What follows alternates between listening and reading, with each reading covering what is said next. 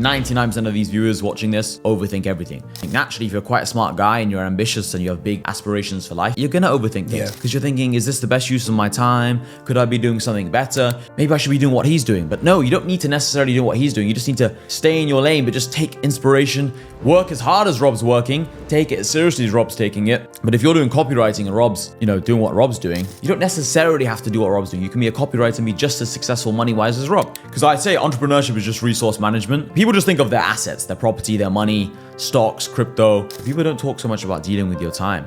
I think dealing with your time is the most important resource you have. People say, oh, life's a marathon. I like to say yeah, but we're sprinting the whole marathon. Guys, welcome back to The Game Plan. I'm your host, Rob Lipson. Today we have Hassan Haider, Mr Overpaid, on the pod. Nice to meet you, bro. Great to meet you, bro. It's the first time I've met him just now, about 20 minutes ago. So it's cool. Good energy, man. It's the first podcast I've done in Dubai, so I'm excited to get into it. Now, often when you see someone successful, they've been at a low point that has catapulted them to start their journey. Have you been at a low point where you said enough is enough, it's time for me to make something of myself? Yeah, great question. So probably the 2 or 3 lowest moments of my life. So when I was 17, my dad passed away. So this was in my final year of school, in year 13. My brother was 15. That was obviously not great, was it? So that was like December the 30th, 2016. So literally in the middle of my last year in school. That gave me more drive to become successful because my dad was telling me literally on his deathbed, his last words to me were literally just work hard, promise me you'll work hard. So I remember shaking his hand, just like kissing his hand, kissing him, just saying, yeah, don't worry. Because he used to always tell me that promise me you'll work hard. That was like his main life philosophy or main principle, just work hard, work hard. He was a doctor in England in the NHS. So he was doing decent. Obviously in England, he wasn't rich because in England, if you're a doctor in the NHS, maybe you make 90,000 a year. I'm guessing. He never told me how much he made. I used to ask him when I was a kid. I'm guessing 90,000 a year. Maybe you get taxed 30, 40K. My brother and I actually went to private school. That was 10K each. That's 20K. All of his money went to paying off the mortgage. So now my mum's house is paid for.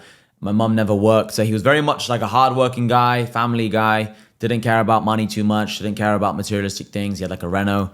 And now I have 6 supercars. So, I just wanted I'm the opposite of him in that sense. But yeah, that motivated me a lot. My dad telling me to work hard, all these kind of things my whole life. And also I got kicked out of university when I was 20. For what? So I got into a fight. I got kicked out of uni for getting into a fight. It was actually in the student union in freshers. So right at the start of first year uni. So I had a gap year, then went to uni. Right at the start of freshers, I got into a scuffle with this guy. We're just pushing and shoving, blah, blah, blah. I punched him. 4 of his teeth came out actually. Good shot. And then, I guess so. And then 6 months later, they called me into magistrate court. Then I went to Crown Court because they said it was serious, blah, blah, blah. I was like, oh shit, there's a chance I might go jail there because I'd never done anything bad in my life. Yeah. So when they called me in magistrate court, I thought literally it was just a case of they were going to give me a £50 fine and a literal slap on the wrist, don't do this. Then I got there, they're telling me this is very serious. There's a chance you might go jail because I had a barrister come over and everything. Fuck. Then I went to Crown Court and then I just missed jail. I got a suspended sentence and they gave me community service 300 hours. And in the UK, in England, that's the maximum you can get. 300 hours is the maximum community service you can get. So it was 300 hours in a charity shop. So that summer was very depressing because I just got kicked out of uni. Because what happened is I didn't go to jail because the judge said, I don't want to remove you from university. Yeah. I don't want you to lose your spot at Loughborough University. Then what ended up happening is 3 months later, I still got kicked out of uni anyway, because I'm guessing what happened is the guy's parents must have just been okay. Because they followed it up. They followed it up and they must have really put pressure on the uni because when I had this meeting in the summer about this whole thing, his parents were there. So they must have just been persistent to try and destroy my life. Yeah. Obviously, I'm doing well for myself, which is good. But that was basically, I got kicked out of uni and I just told myself I have to go harder now because I did 2 years of A-levels, gap year, and then that first year of uni. So I'd almost felt like I've just spent 4 years not making any money. I've spent 4 years doing nothing with my life. I got to go harder. So that was it, man. Probably oh my God. So that's so funny what you just said. I felt the exact same. So I was always the worst in the year at school. Really? In my school, not college. I got the lowest results of my whole year. And then I just about scraped into a college course. It was business management, which, I don't really believe too much in business college because if you want to be a doctor and accountant, you got to go. But I was learning nothing. I learned more from just going out into the world and starting a business than you ever would. But anyways, I did 2 years. I failed my exams each year. So I failed year 1. got a repeat, failed year 2, and I'm like, I'm starting to look like Billy Madison in here. I'm older than all the other kids. So I'm like, I got to do something with my life. So I dropped out. What age was that? So I would have been about 21 at the time, 22. And so I dropped out and I felt the same. I felt so stagnant. But, you know, sometimes you got to do these things to learn. Like sometimes they'll put you on the right path. And so what were you studying in college? It was accounting and finance. I was just That's gonna, legit. That's good. it's just only because I was good at numbers. I didn't want to be an accountant, if that makes sense. Yeah, I get it. But it's just, yeah, it's interesting that you said that because if you're an ambitious guy, like I've always been ambitious, but you feel like you're not making any progress in your life, it's just like, it's really painful, like knowing that you lost those years. So frustrating. Because people think it's not too serious. Like you're still young. You were 20 and okay, you got kicked out of uni, but loads of people are 20 broke, not with a uni degree, but it wasn't that. It was more so the case of I've just spent the last 4 years working towards uni, working towards this degree, working towards like exams and grades, and it just got taken away from you like that. And like all my friends are still at university. I used to see on their like Snapchat stories and Instagram stories, like they're out and about partying. And so after I got kicked out of uni, I went into sales. I did a door-to-door sales job. So I was just knocking on doors all day long and I'm just seeing them. And I'm not making money at this point, making very little money. And I'm seeing them have fun on Snapchat.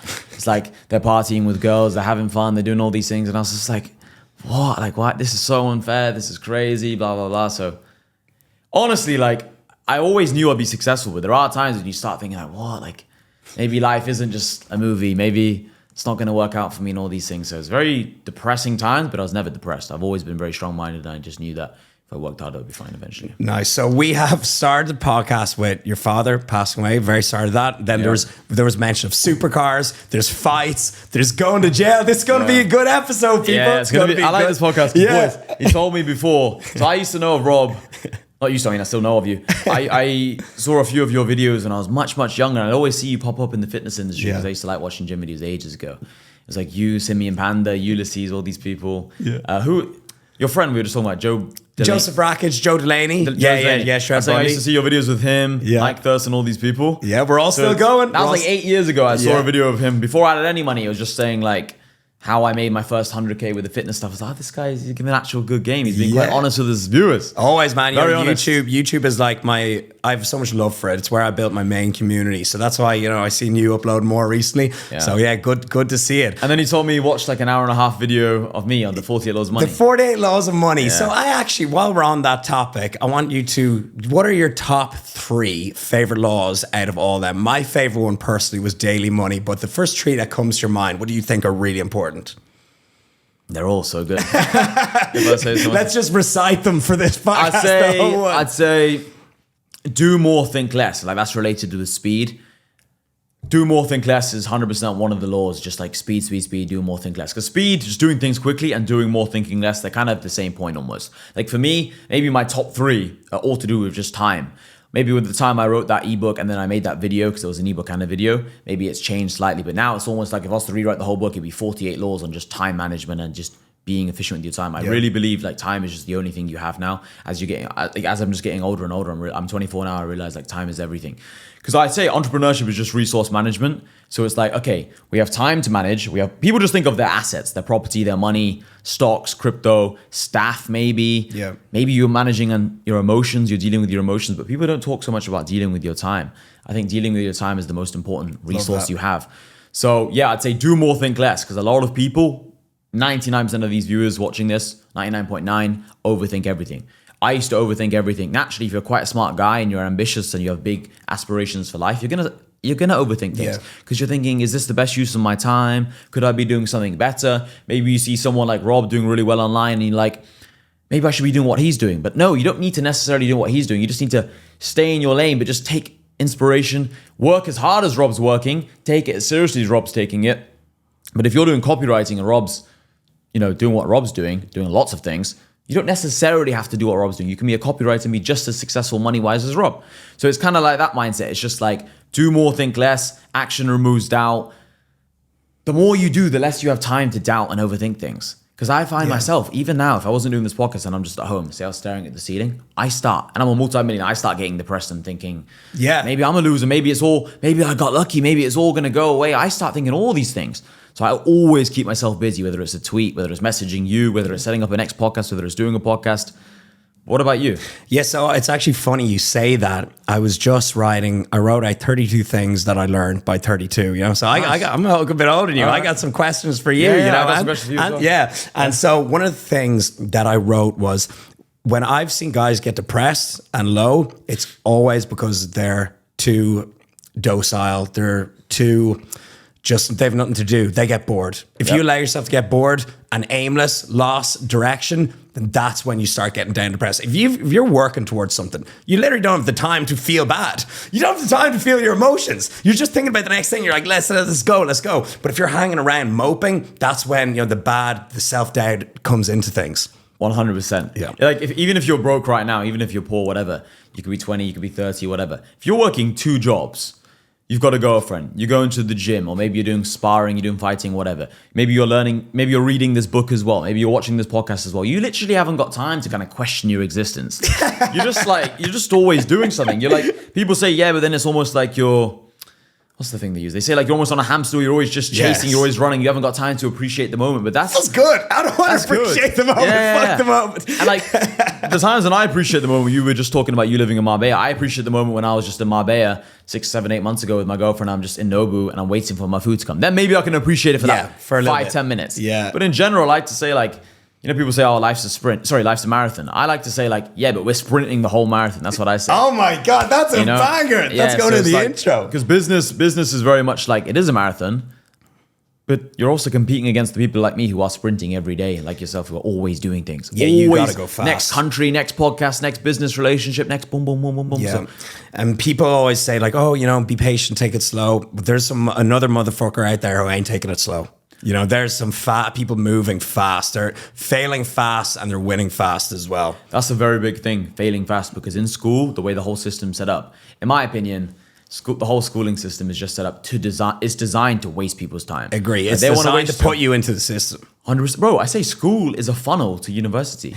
And people don't understand that. Just like with sales, you have like maybe a low ticket product, a high ticket product, you have free content, and you have a paid stuff. We have funnels in place, obviously, right? Every business has funnels in place. Starbucks has funnels, everything, right? Yeah. School is a funnel to university, right? It's just they're indoctrinating you this whole time for 18 years, 15 years, however long it is, saying, yo, you should go to university, and then they put you in massive debt. And I think in America, you can't even declare bankruptcy for that debt. So you're literally...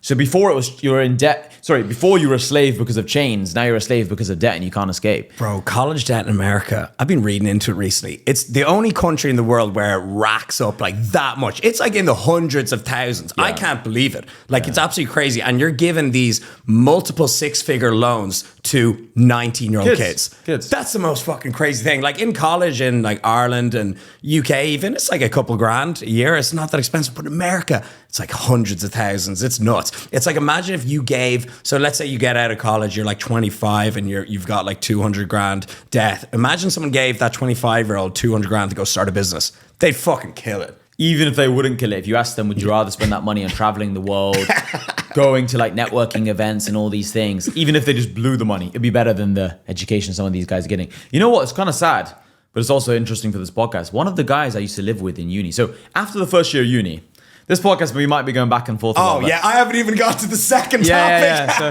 there's a lot to talk about. It's brilliant. I'm excited about this podcast. But basically, I was at uni first year. Right? I told you I got kicked out of uni, but because I had already agreed to move into a student house. So the first year, you're living in a dorm on the campus. My friends and I in first year had already agreed to live in a student house. And because I got kicked out, that obviously changed the plans. But I was telling myself, you know what? I'm not going to let them, just by kicking me out of uni, stop me from like experiencing this thing with my friends in the student house. So I was like, okay, while I'm figuring out what to do, while I get a job, I'll still live with them. Anyway, I moved out after a few months, but I still experienced that student life in a student house for 3 months. Anyway, one of the guys I live with in that student house, he joined my private network the other day. Well, he put a deposit down. He's making the rest of the payment today, I think. Nice. And he's a truck driver. He's a truck driver now. And he was at the same uni as me, Loughborough University. It's one of the best unis in the country. And he was a truck driver. Because nowadays, the point I'm trying to make is the degrees aren't worth that much money. Yeah. They're not worth that much. They're not that special because every year there's more and more degrees. Every year it's becoming less and less important. So it's the first time in the history of humanity where you don't need to go to college to get certain information. You can literally get information on anything on YouTube, online. You can actually so it's really funny. I think actually this guy's on Twitter. His username is "You're a lazy fuck." Yeah, he's a friend of mine. Yeah, exactly. Yeah. So he did a tweet, and it was like the best videos on YouTube are the ones that have like 200 views, and they're like a billionaire dropping game for 40 minutes, but no one wants to watch them because they're not like a Mr. Beast video. It's not dopamine production. Exactly. Yeah. It's not TikTok brain stimulating enough. And it's like you can actually get billionaires' advice for free on YouTube. You couldn't do that in the 1950s. You couldn't do that in the 60s, 70s, 80s. You couldn't do that until like a couple of years ago. So it's the first time in history where you don't actually need a third level education to simply get this information. So it's a wild time to be alive. And so the question for you is, do you think college is necessary to succeed in today's day and age? I think college is pretty much a waste of time. It's completely and utterly a waste of time. Unless, like you said, you want to be a doctor, unless you want to be a lawyer. I think mostly it's a waste of time. I think people use it as an excuse to party for those years. And maybe there's nothing even wrong with that. Like, I'm not one of these guys online just because I made some money. I say to people like, yeah, if you go to college, you're a loser. Maybe I might say that to troll people online. It's like a trolling video. But my actual opinion, if you ask me, Hassan, do you think college is a waste of time? I'll say, I think personally it's a waste of time. But if you want to go there just to date loads of girls and have loads of fun and enjoy your 19, 20, 21 years, do it. Yeah, it's not like, a bad do idea. it. It's not really a bad idea. Maybe never in your life are you going to be on a campus with so many people around you, so many parties. It's kind of like it's a once in a lifetime experience. Yeah, true. So I'm happy I went to that. I'm literally happy. It went perfectly. I had 1 year of uni. I experienced that life, but then I left. Well, I got kicked out. And it forced me to then take business seriously. It literally couldn't have gone better. Me and Hassan are now pro-college. Pro-college if you want to party for a little bit. What do you think? You think college is... Like, would you tell your son to go to college or no? No, actually... So it was a big waste of time for me. If he wants to be something like, doctor, lawyer, whatever, I would allow him to go. I'd say crack on. But if he wants to start a business and work for himself, I would actually just point him in the way of some resources to learn about it, and I would give him like maybe 50 grand and I'd say go start a business, go set up a company, go hire like a few staff, go buy some product and just try sell it. And because you'll actually learn more from just doing that than sitting in a classroom with a lecturer who doesn't have a business. It's not even close. It's not even close. It's not comparable. I think college is good if you literally want to go to have... I mean, what would you say to people who say things like, yeah, but what about if you go to one of these Ivy League schools like Harvard, MIT... I would say there's still going to be guys that have lapped out the Ivy League guys. There was one, it was a company. Oh yeah. Okay. So I was watching, I think his name is Noah Kagan. He's a YouTuber and he just interviews, millionaires. Like he would knock on their door from Malibu Mansion and he'd go up to them just, with the portable wireless mic and he'd say, hey, I'm interviewing millionaires. Tell us how you did it. Or he goes on to first class, business class seats. And he just says, how do you, it's a really good channel. I always watch it. No, okay. And he goes to one guy and he owns a construction company. And he said, hey, how did you make your millions? And he goes, I was 18 years old and I dropped out of college and someone asked me to renovate their house. So I built their house for them. And then he goes, and then the neighbor asked me to do it. And then that neighbor and do it. And that's how he just got it by starting. So you don't need, there's no barrier to entry if you want to start a business. Do more, think less. Like do more, think less. I guess that leads to another very valuable business lesson, which is referrals are very powerful. A lot of people say things like, oh, it's all about the marketing. Well, marketing is very important, but if the product is not good, then you're not going to get any word of mouth marketing. Word of mouth marketing is the most powerful thing. So I have a door-to-door sales team now in England. And what? Yeah. Fuck, that's original. Yeah. So I started off doing door-to-door sales, knocking on doors, selling boilers and underfloor insulation. Then after about 10 or 11 months, I was just like, well, I'm tied to knocking on doors. And I was saying this on a podcast the other day. We worked out that I probably knocked on like 13, 14,000 doors myself. So I have a lot of experience talking to random people. That's the ultimate way to get your sales game. It's how you learn. But yeah, what I learned is doing that. And also now with my team, I learned that word of mouth marketing is everything. The best and easiest sale is if you have someone, let's say I sell to someone like yourself, for example, and then you say, oh, my mum's living 3 streets down. And then we just quickly go knock on your mum's door. Yeah, my son Rob, he just told me, blah, blah, blah. Yeah, because it builds trust and authority. And I'll tell you what I do fitness coaching, high ticket, the app and everything. But I actually just on one of my high ticket VIP programs, this guy from San Diego, I gave him his plan and straight away, it was really in depth, like especially when you sign up to the highest level. And straight away he goes, oh, this is what my friend is looking for. Can we do it together? And I was like, yes, absolutely. So that was that. And to this day, so that's one of the best ways in fitness coaching that you can make sale is referral. 100%. Then second to that is video testimonials, so people talking about, you know, the whole process. And then third is before and after pictures, you know, because people want to see results. You want to build trust, authority, and they want to see what they're getting themselves into. So while social media is obviously where it all begins, essentially, word of mouth absolutely isn't dead. 100%. And people say things like, what's better, video testimonials, or is it before and after pictures? Is it written testimonials? Is it an in-person video with the client or the customer or whatever? It's like all of them. They're all the right answer. You need all of it. It's like if you just had before and after and it just spammed your Instagram with before and after, it'd almost look like a spammy, like, low-level fitness page. But you need a bit of both. You need like pictures of yourself. You need pictures of before and after. Maybe you need a couple video testimonials, in-person gym sessions with a client who paid you for your VIP package. That's what I do. Yeah, then people watch that and they're like, oh, if I get the VIP package, I can train with Rob, get videos and pictures with him. That would be good for my own business potentially, blah, blah, blah. It's like, there's lots of ways of showcasing value. A lot of ways to do it. Now, let me ask you quickly. This is fucking fire. What would you say is your favorite lessons from that 48 Laws of Money video I made, besides the Money Daily, or just your favorite business lessons in general? My favorite one, because we actually spoke about this before the podcast, and I want to say it on the podcast, is the daily money. Explain that for people. So what you said get used to making money daily, seeing that come into your account daily and doing daily. Because if you just see it coming in every week, well, then you kind of forget about it. You know, you kind of forget to take action every Or if it's on the single day. Friday, maybe you're lazy on the Monday and the Tuesday. And you're like, oh, Friday coming again, let me make some sales. Yeah, exactly. So that was my favorite point. And it kind of makes you to not be complacent, and it kind of gets away that whole weekend mentality. Like it makes you, for me, I was like, I watched that and I was like, oh, you know, I haven't made I did make sale, but I was like, I haven't made enough sales today. I was like, I need to do something today. It doesn't matter that it's Saturday. You know, it doesn't matter that I'm 4 hours ahead here. It's time for me to, you know, make some sales. So I found that very motivating, and I really like that topic. And so now, I haven't even gone into this. What are your main sources of income? How does the money hit your account? So I have a few things. The number one thing that people probably know me from on social media, because that's the only thing I sell on social media, is my private network, New Money. We just mentioned the door-to-door sales team. I also have e-com brands of my friend who I live with, Craig. So I met him from New Money, and now he lives with me, right? And we have businesses together, and he also helps like manage New Money as well. So we have that as well. And I also work with some influencers. I'm not going to mention their names here on the camera, because people say, oh, why wouldn't you mention the names? And I say, well, if you knew I was the one behind the whole operation, it might reduce the sales. It take away from them a little bit. You wouldn't want to pay them kind of thing. So I work with some influencers as well, and I manage their sales teams. I employ people for them. I tell them how to create a product, a good offer, because a lot of influencers, not all influencers are like yourself who have a business mind. A lot of influencers, most don't. 95%. Yeah. So most influencers don't know how to monetize their audience. They might have 200,000 followers on Instagram. They might have 500k subscribers on YouTube, but they don't know how to turn that into millions. And I'm someone myself with, at the time of this recording, 100,000 on Twitter and basically smaller on every other platform.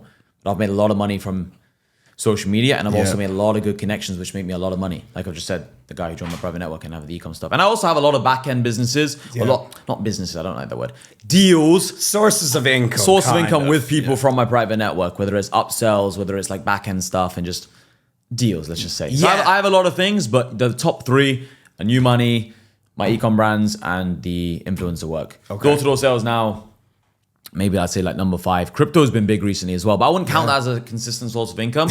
But December 2023, I made a lot of money. So just last month, I made a lot of money from crypto. It went up to like, what was I? I'm invested in Bitcoin. I don't check it much, keep it going. But what did it go up to recently? It was like 52 or something? I don't know, it was 52, but it might have been. But when I told my brother, we should kind of cash this out, is 43.9. Okay. And we had a lot at like 20K, so. Yeah. AI might be the most important new computer technology ever. It's storming every industry, and literally billions of dollars are being invested, so buckle up. The problem is that AI needs a lot of speed and processing power, so how do you compete without costs spiraling out of control? It's time to upgrade to the next generation of the cloud, Oracle Cloud Infrastructure, or OCI. OCI is a single platform for your infrastructure, database, application development, and AI needs. OCI has 4 to 8 times the bandwidth of other clouds, offers one consistent price instead of variable regional pricing, and of course, nobody does data better than Oracle. So now you can train your AI models at twice the speed and less than half the cost of other clouds. If you do want to do more and spend less, like Uber, 8x8, and Databricks Mosaic, take a free test drive of OCI at oracle.com/gameplan. That's oracle.com/gameplan. Go check it out. You won't be disappointed. I started investing in Bitcoin at maybe not much, like small bit when it was like 13K. Oh, wow. Yeah, funny story actually. This like guy in the gym, like I was training in a private gym with my friend, and he was training a client. And I got talking to the client. I was like, what do you do? And he's like, oh, I'm into crypto. And at this stage, this is like years ago. I think this was like 2019 or 18. And I was like, oh, that's a scam, man. Come on. He goes, look, I'm not going to say anything. Look, just here's my account. And so he whips out his account on his phone. It's like the best social proof. And it was like 3 million. And I was like, wow. What? And I was like, tell me what to do. And then he goes, all right, how much do you want to put in? I go, let's start with $2,000. And then I go, will I put in a Bitcoin, whatever, do that? What'll I do? He goes, look, if you want to like make a significant amount, put it into like an altcoin. He goes, I promise you this one is going to go up over the next few months. It was called Swipe, SXP. So I put $2,000 into that and it went up like 4x, 5x. So I got 10 grand. And then I put 10 grand into a few other altcoins, but Bitcoin mainly. And then Bitcoin was in the teens at this stage. And then it went up to 69 the following year. I cashed out at 62. Wow. So yeah, nice. I made a good bid, and then I left a good bit in. But I like crypto. I like the whole messaging behind it. I just because I've had so much problems with banks. That's it. For me, if I was to sell crypto to someone, I go it's money without the banks. It's free flowing private money, easy to transfer. And I know there's a lot more to it than that. But if I wanted to summarize it, that's what I would say. I feel like that's why a lot of people say, oh, crypto is just like this temporary thing. The reason why I feel like crypto will last is because it's so easy to send. Yeah. Like when I was buying my first supercar, my first Lambo actually. Hey, yo, that's what I want to talk about. Yeah, so I remember I was trying to send money from Revolut to this bank in Dubai, whatever. And it was taking days and days. And I was thinking like, all I needed was to wait for this extra 20 grand to be sent because the other 100 something thousand was already sent. I was just like, this last 20K is costing, I want to get my car. I'm eager to drive. So I just said, you know what? Okay, just when it comes in, just let me know and bounce back the money to me. I'm just going to send another 20K. And with crypto, it's just instantly. USDT can take a minute, 10 seconds. Like it takes no time. It's wild. So it's so powerful. You can literally send $1 million like this, $500,000 like this, and no one asks questions. No one. When I buy all these watches, I have instantly crypto. Boom. I was just in Watch Maestros here in Dubai. We sent like 155K USDT for 2 Daytonas, Platinum Daytona. John made it. This one, John made a Daytona. 155K USDT, 2 minutes done. We can leave. In England, so many questions. It'll take days. Oh man, background check, pretty much. Literally, they want to know who you are, and it's a nightmare. And so about new money, right? Yeah. I sign up. What happens next? You've given me money? Yeah, I'm joking. What happens is you sign up. So and sorry, wait. It's like. So obviously you use Twitter as your kind of marketing, and I know other ways. You often like reply to your tweet, you'll put like the link to a Telegram. So I go into the Telegram, then what happens? Run me through. So I have a free Telegram channel, free community, whatever you want to call it. Not community, I'm just the one talking. Yeah. But there's like 27,000, 30,000 people in there or something. It's just me basically giving voice notes, me giving business game of just like, what I would say on this podcast via voice note format. Just voice, no video. And more regular, regular updates. Yeah, very, very often, multiple times throughout the day. Maybe if I'm going to go do a podcast with you, I might just take a picture like, podcast with Rob. I might say, on the way to lunch, and I'm taking a picture of my lap. Just content that I'd post on Twitter, but just the more exclusive behind the scenes stuff, but mainly the voice notes giving value. Okay. And then if people resonate with my message, they listen to this podcast, they listen to the voice notes, and they're like, okay, this guy, he has a private network, which is predominantly for people between the ages of 17 and 26. Right, it's young people. He's 24. That means a lot of people who are between those ages who resonate with his message are like me, because if I resonate with his message, then all the people like me who I want to be friends with are going to resonate with his message. So they're going to join. And what they get is they get video materials on how to make money. They get accountability coaches that I pay. They get live calls all the time. They get one-on-one access to me. But the main benefit is they get access to like 1,400 people all over the world that they can talk with and make money with. And the thing is, people might be like, yeah, but how's that going to help me if I don't know how to make money? Well, it's like, there's always something you can do for other people. There's always some value you can provide. There's people who are YouTube thumbnail designers in the network, and they've made the entry fee back just from selling to other people in the group their YouTube service, their thumbnail service. And it's like, All it takes is you just learning one thing from one of the 1,400 people and you'll make the money back tenfold, because information is so powerful. If someone tells you how to market in a different way your product, because all businesses is just a product and people buying the product. All businesses is marketing and sales. Yeah. If someone helps you with one piece of information that will help you with the marketing or the sales or improving the product or reaching more people, you made the money back like that. And it's just like, one of the main benefits is people moving in together. We had a couple new money boys the other day just move into Thailand. I mean, I live with one of the new money boys. All my friends. You live with me. All my friends. I'll join. all my friends, IRL, all of them are in new money. It's a true story. All of my friends are in new money. I was just in Pakistan a month ago for my friend's wedding. It was like Christmas Eve. For my friend's wedding in Pakistan, I met him in new money 2 years ago. He's one of the first people to join the group. My closest friend who I live with, from new money. It's like I can name vetting your friends, like make sure it's because it's almost like if they join my network, then I know they're going to be similar to me, and I know they share the same worldview as me, and it's easy. Like, for example, I've just met you now, but I can imagine we've already had a great conversation. Yeah. It's like we're already going to be cool because we know what we're about. We both know each other kind of just through online, right? We know what we stand for. So I say that there's two ways to meet people nowadays. It's like through social media and through online communities, especially if you're someone like yourself with a big audience. You can get away with not having an online community or joining online communities because you're such a big name anyway, and it's just people will reach out to you and you'll have a great network anyway. Yep. But if you're someone not with a big personal brand like Rob, the best way, 100%, is joining an online community, because how else are you going to just get instant access to cool people? And if you join the online community, you know what the people in there are going to be like. Whereas if you meet someone in the gym, that crypto guy you were just referring to, all right, maybe he's kind of cool with crypto, but he's just like an absolute weirdo in every other area of his life. So it's like, you wouldn't want to be friends with him. So. I like what you said about, you were saying how you'll make a return on it straight away. When I was doing this event in Marbella, the Hybrid Entrepreneur Summit, so I was doing sales in the DMs and getting people to sign up, and there was a few levels of tickets you could get. One were like 250, but then they went up to like a couple thousand. And so when people were on the fence about buying the really high one, I was like, you will make that return in one transaction. Like, I was like, all you got to do is over that weekend, make one sale. Like, meet someone who will, because if a lot of people, whether it's business coaching or, a community or a fitness coach, they'll sell a product usually for over 1,000. And so I was like, all you got to do is make one sale that weekend. And I was like, it's not a big deal. It's not a big deal. And the people don't think about this, but this is a huge point. All those people who turned up to that event, if they got a picture with you, that one picture you could argue is worth more than the 2,000 or the 250 for sure. No, it is. It is, because obviously it sounds weird to say that about yourself, but it's true. It's like, let's say you want to get into the fitness industry, or you want to get into any industry, and on your Instagram you have a few pictures with like guys with clout, guys with the following. Provides trust. You're basically just leeching or borrowing off their status almost. You're basically just taking a bit of their status for yourself. Yeah, that's so true. It's like if you were best friends with Cristiano Ronaldo, every girl, every guy is going to be like, who the fuck is Rob? Right? Exactly. Because they're like, who's this guy who's friends with the most famous man in the world? Yeah. If you're best friends with Trump, get him on the podcast. You know what? That's so funny, because something like that happened. Someone got a picture of me and I saw myself in like a sponsored story for like their product, and I was like, yeah, I can't hate on that. I was like, good on them. I can't hate the game.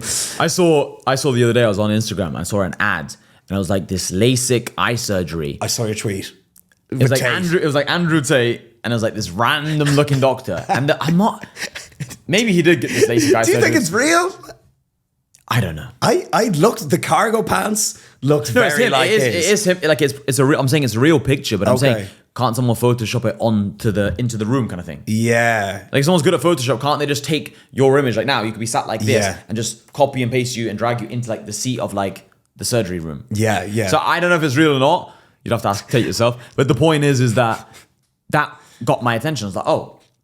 So imagine you're a guy and you need your eyes done. I don't know why this ad came up. Maybe it's just because I see Tate's content. Yeah. But then it's just like, okay, Tate got his eyes done in this LASIK eye surgery place. I'll book it at this place. Like that one fake photo, maybe it's a real photo, would have made him so much money. So let's say it is a real photo. That is so powerful for his business. Powerful, man. So it's like, because a lot of people are almost scared as well of doing free stuff. And we can talk about this point now as well. It's like, people are scared of doing free work for other people. Doing free work's the best thing you can do. Literally how it started. Because say that guy, that doctor, the eye surgery. I don't know how eye surgery exactly works, what the process is, how long it takes, whatever. But let's just say that guy. How much is normally eye surgery? A couple grand? Got to be a couple grand at least. If a hair transplant is a 5K, not that I know, not that I'm looking into it. let's say it's a couple grand, right? The eye surgery. If he gave that eye surgery to Tate for free, you would have got 100 clients. You'd have got endless clients. All you gotta afterwards. do is make one sale from that reference, and then it's profitable. It's profitable. It's crazy. So people are scared of doing things for free. Imagine someone's doing your thumbnails for free. They're doing your video editing for free. But then because now you do the video editing and thumbnails for you, you're going to get so many other clients. Because I was just asking you before this, who are your editors? Yeah. How much do you pay videographers? And all these things. I'm asking them questions. And then I have a big network. So imagine you have a guy, a guy called John. Yeah. And then John does everything for Rob for free. But then now I'm starting to pay John. And then I refer John to my network. Now John might get 10 clients from my network. Yeah, so exactly. by doing one work for free for John, for Rob, he now gets 10 clients. That's what I did. So when I started out, being an online coach, I would just train my friends and family for free. I would just give them free programs to build up testimonials. And everyone's kind of gotten a bit too up themselves recently. I'm not working for free. And it's like, drop your ego. Why do you think that is? Just started.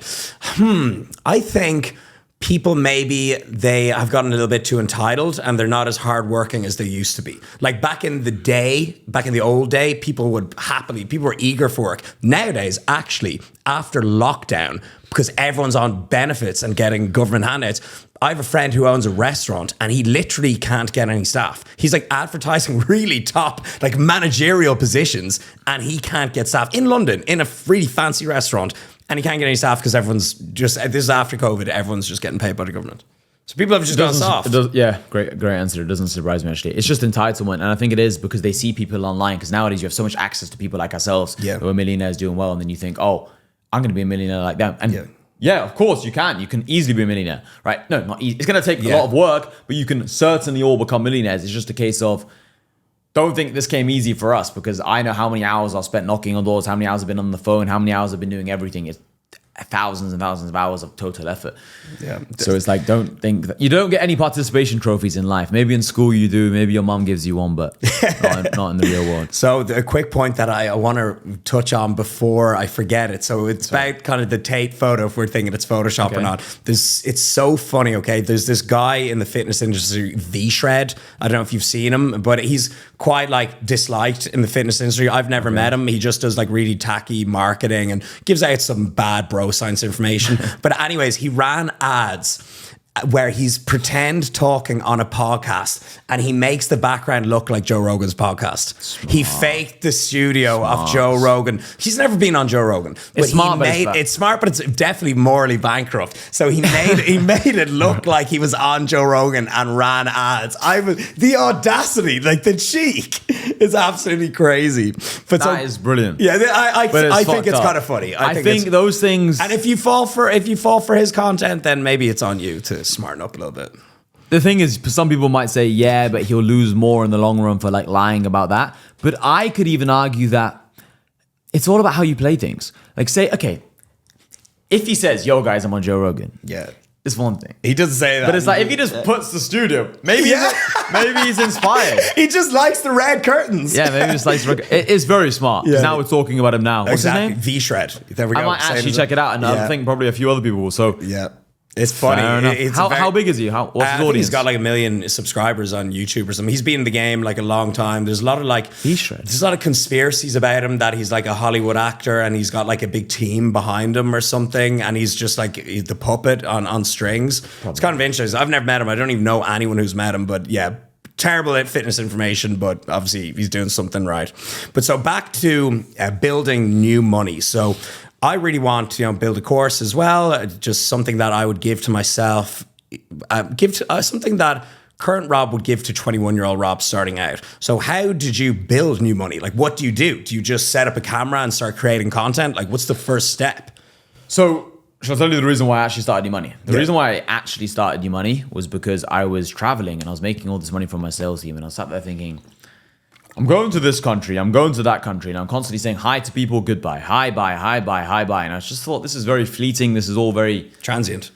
Yeah, just not nice. Yeah. And I was just like, I want to have people who I know are always in that one country. So if I go to Mexico, I know all these people in Mexico and I know all these people here. And also, I can travel with people. I might be going to India in a couple of days to meet someone, and I'll bring a couple of my friends from my network. Literally, there's like 50 people or 60 people from my network just in Dubai. There's like 400 in England, 400 in America. So it's like, I can just bring all these people with me where I want. And because they don't have jobs, a lot of them, they're obviously working online, they have other businesses. then they can afford to just go places. Yeah, it's hard to find people like that don't have time constraints and have money coming in online that they can travel. 100% it is, because I only have one like day one friend. I try not to have a massive circle. Yeah, like everyone else kind of just, we drifted apart. But I have one day one friend, but yeah, like he's working a normal 9-to-5 job. He's doing well for himself, actually. He's making a lot of money, but still a normal 9-to-5 job, and he can't just come with me wherever, whenever. Yeah, so it's like, it's nice having friends who can just go wherever, whenever. So that's kind of my thought process behind New Money. So initially it was almost like a little travel group. Okay, nice. It's just like 50 people for the first maybe like 6, 7, 8 months. It's been running for 2 years now. So for the first 6, 7, 8 months, it was like no one really in it. It was just like a small group. I wasn't trying to promote it too much. Yeah, I was like, yeah. I'm happy with my 50. Yeah. And I was just like meeting up with them in real life and all this stuff. But then after a while, I was just like, okay, some of these people I'm meeting in real life are really smart people, good connections. And I was just like, I'm going to scale this and make this a big thing. So yeah. And so what's the first thing you do? Do you have to like build out a video course or? No, the first thing I did was literally just think, okay, I'm just going to make a group chat. Okay. That's how it started. Because that was like, in my mind, the most of the value. I was more so, like I said, it's more so about the traveling and meeting up the connections, more so than me just giving people information. Initially, that's how it started. So it was just a group on Telegram at the very, very beginning. Okay, nice. And so what ways are there? I know you touched on briefly, but there's a few different things to learn about in the group. Yeah, so it's e-com, sales. There's actually OnlyFans as well. We got to touch on that. We can talk about that. Okay, yeah, go on. Trading, email marketing, copywriting. There's even a fitness group as well. Yeah. Oh, get me in there. Get me in. Yeah. I'll drop some knowledge. So with the OnlyFans management, I presume it is. How does that work? And does that go against your morals a little bit? Like, how do you feel about that? Yeah, so it's preparing. So it's an interesting one. So I've never done OnlyFans, but I never lie about anything. Yeah, I have considered at one point, not myself. I mean, like the management. Yeah, managing some girls to go on it. I have considered it strongly. When I got kicked out of uni, I was very strongly considering going down that route. And other times in my life as well, I was just like, it seems like the easiest money. But in the end, something always just made me think this is just not who I am. Yeah. But it was tempting. I'm not gonna lie. Just like if you said to a lot of people, have you ever thought about selling drugs? Yeah. Every guy has considered the possibility of selling drugs. I'm not saying you seriously consider it, but you've considered or thought about the idea. So I've certainly thought about the idea, but no, I've never done it. Do I think it's bad? Yeah. But then it's like, do I think people doing heroin is bad? Yeah. If someone stops selling heroin, the heroin addict's still going to buy. Yeah. Like, it's one of those gray lines that I don't like talking about too much, because everyone has their own moral viewpoint. Of course. It's like, if your mom was ill and you've got bills to pay, would you do OnlyFans to pay the bills to, let's say, save your mom? Would you do it? Then it's like, I'm sure you'd break that line. Yeah. But then it's like, where do you draw that line? Some people say, I'm making this much money from OnlyFans, so I do it because I provide for my family, and they don't need the money, but I still look after my family or whatever. If you make 100K a month from OnlyFans, like, would you stop it? I don't know. If you make $500,000 a month from OnlyFans, would you stop it? I don't know. So it's like, the answer is I don't know. I don't know everything. Yeah. and you just have the option there, and maybe it's down to the individual to decide. What do you think? You know what? So I think OnlyFans is, what do you call it, haram? I mean, it is haram, you know, I don't think it's a good thing. I would not want to see my sister or my girlfriend on it, of course. No. But I think, and we hate on OnlyFans girls a lot, I think the lads paying for it are worse. I think the lads, not even a question. I'm like, you could give that money to your mother. You could start your own business with that 20 quid a month, whatever it is. So I am against it, but people often, I think the anger and hate is misdirected towards the girls. And I don't think it's the girls' fault. I think it's the guys paying for it, you know? So I think that's, fellas, come on, we need to work harder. We need to find some women in real life. Find yourself a good quality girl.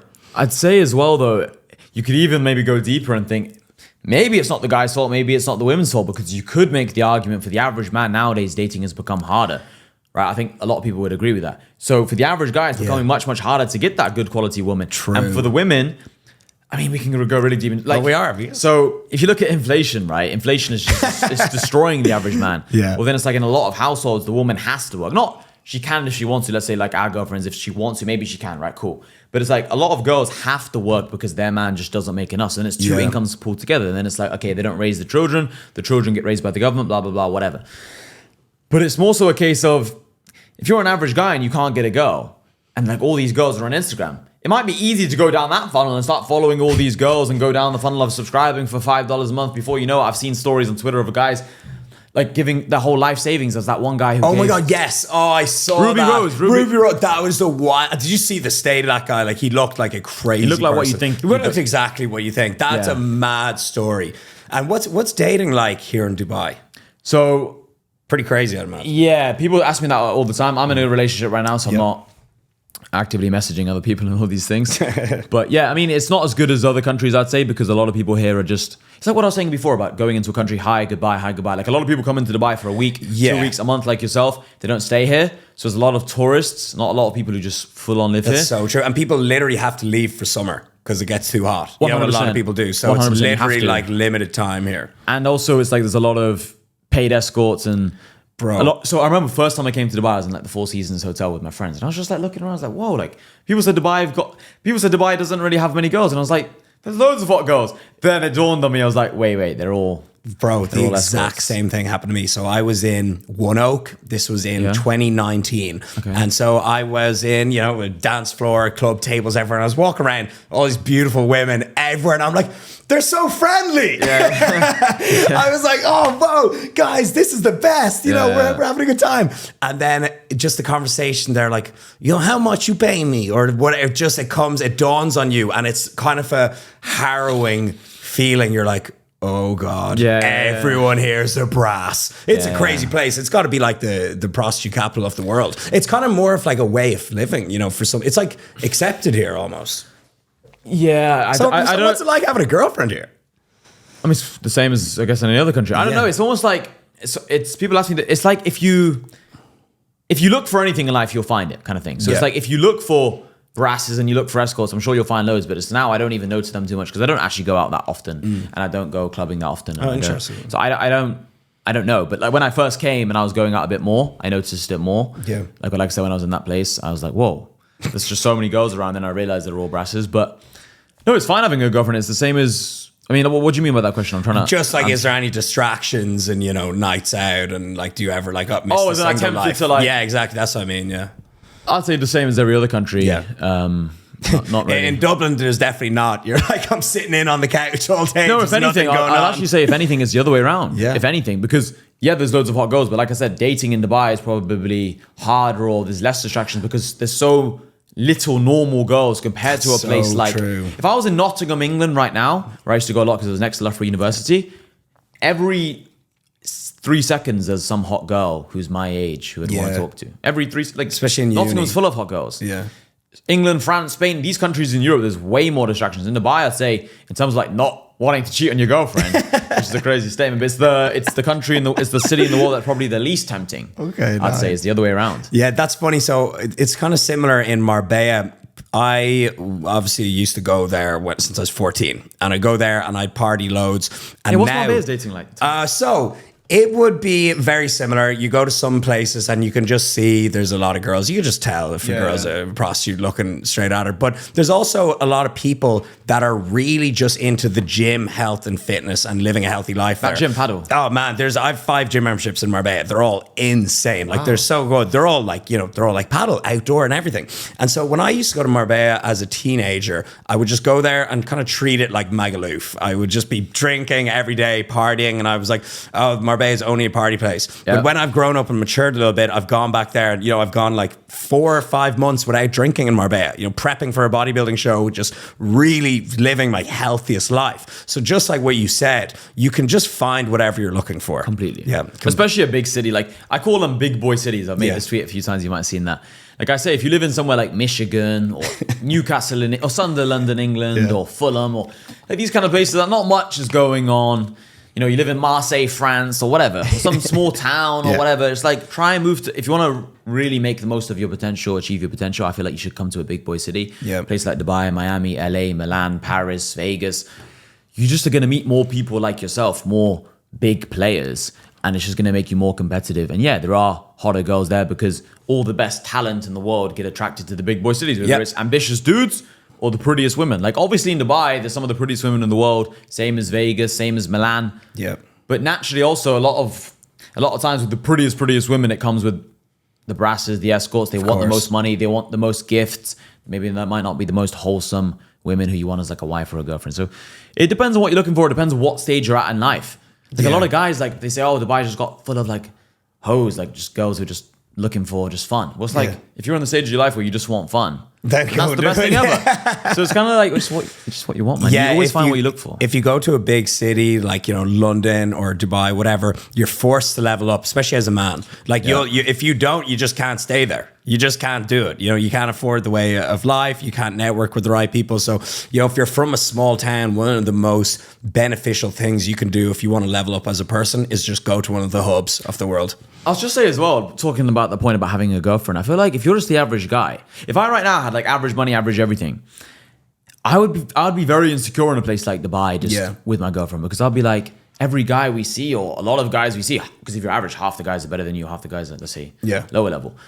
You think almost like you're just not enough. But I don't have that problem ever. Even if I see someone with a Bugatti, even if I see someone with a jet, I'm not going to be like, oh, this guy's a jet and a Bugatti and I don't, because I'm 24 and I know I'm on that way anyway. And I know myself. Like, obviously, there'll always be someone richer. If I saw Elon Musk, I'm not going to be insecure. Like, no. Oh, God, I'm going to be inspired. Yeah. But I always say it's like, that's only because there's a few people better than me. But if it's like this many people better than me, I'll be like, okay, it's time to panic and time to worry. And I always just look at life as in like, imagine it's like one big ladder in society.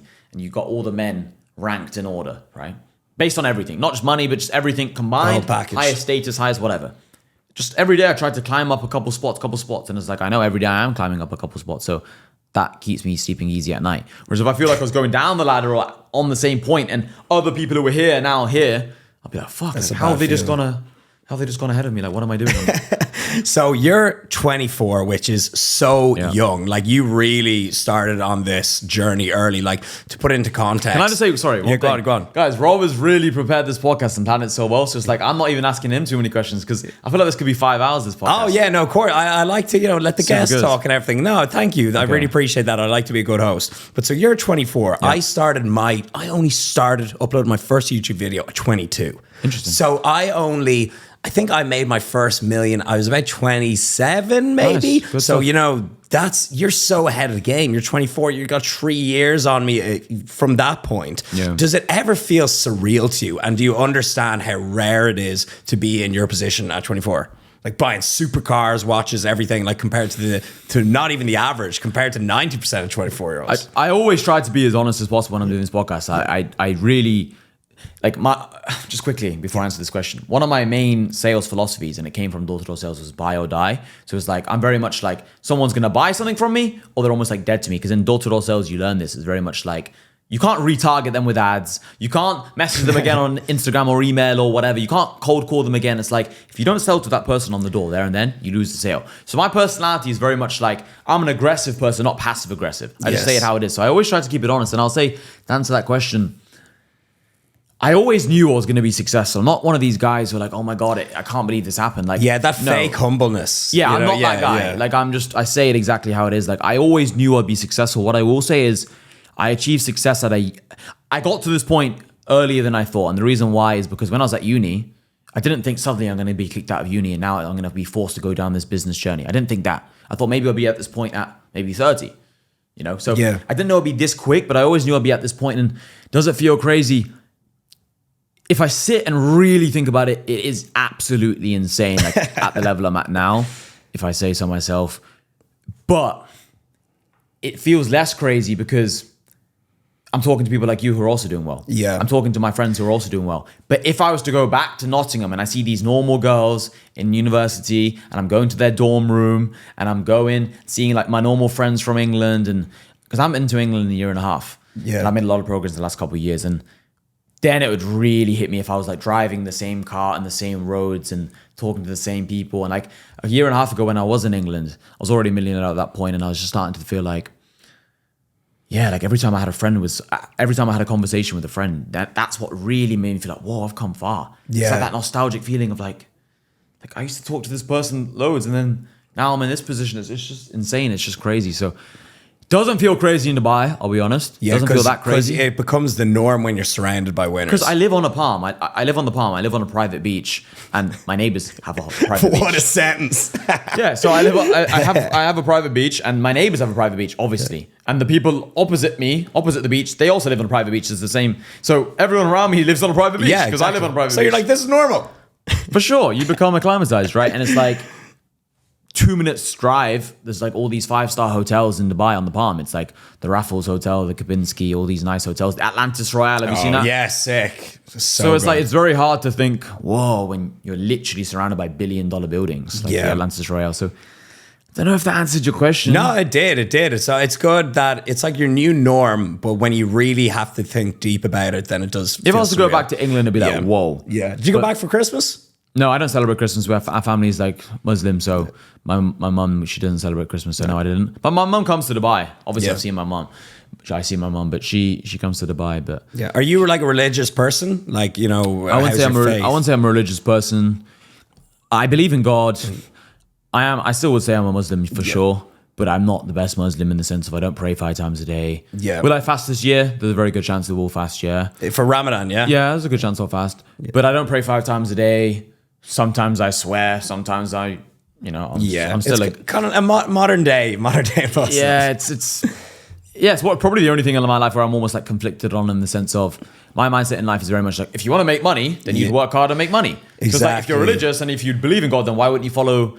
So it's kind of like, that's the only area of my life where I feel almost a bit conflicted. A lot of people say, oh, I'm spiritual, and I don't like giving that answer. So I don't like talking about it too much, because I don't want to be fake. It's a private thing as well, you know. Not even that. It's more so just I don't know what to say. Yeah, exactly. Yeah, so like, you're still figuring out. What about you on that question? That actually, now that you mention that, when I was like your age, 24, I actually was agnostic. So I didn't believe in God, but I was open to the idea of a higher power. And only in recent years, I actually started believing in God again and started praying pretty much every day and going to church the odd time. Yeah, I was actually raised very Catholic. Ireland is a very, very religious country, you know. We're like, Jesus, go to mass every day, pray to God. And I was raised very Catholic. I went to church every Sunday for the first 18 years of my life. Wow. And then I kind of, again, I stopped practicing it, and I kind of stopped. I was like, oh, this is stupid. And then just in recent years, I kind of watched actually some content on YouTube that made me change my mind and go back to believing in God. And